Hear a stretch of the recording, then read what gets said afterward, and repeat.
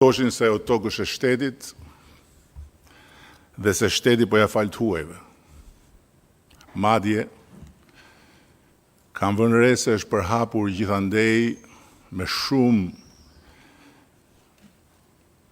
helm nga pas edhe legjenda se shteti po ja fal atë tokë Izraelit për të sjell palestinezët në Zvërnec. Po të më thoshin se aty janë futur ca rus, që në bashkëpunim me oligarkët shqiptar, po rrafshojnë zonën e mbrojtur dhe do ndërtojnë pallate. Po të më thoshin se ajo ishte zonë e mbrojtur dhe qeveria e hoqi nga mbrojtja për ta falur tek të huajt, që do vinë për të shkatruar biodiversitetin e zonës.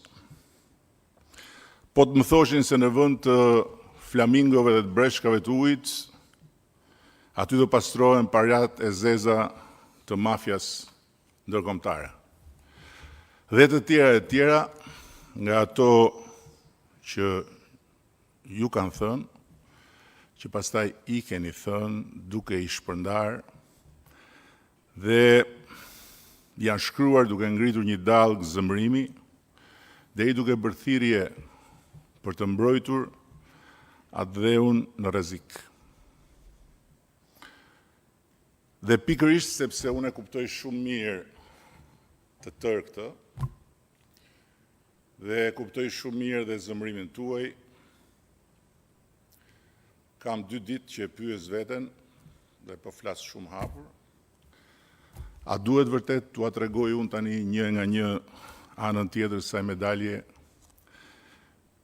me probabilitetin shumë të lartë që ju të mos besoni dhe të vazhdoni të më ngrini mua tradhtar dhe të më ulni të korruptuar dhe të shitur sa tek të huajt e sa tek oligarkët?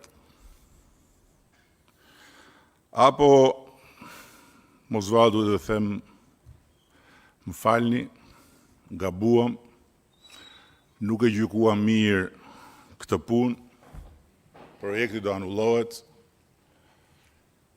dhe ju të qetësoheni, të shijoni fitoren e një kauze që e parë nga ana juaj e medaljes është vërtet fisnike.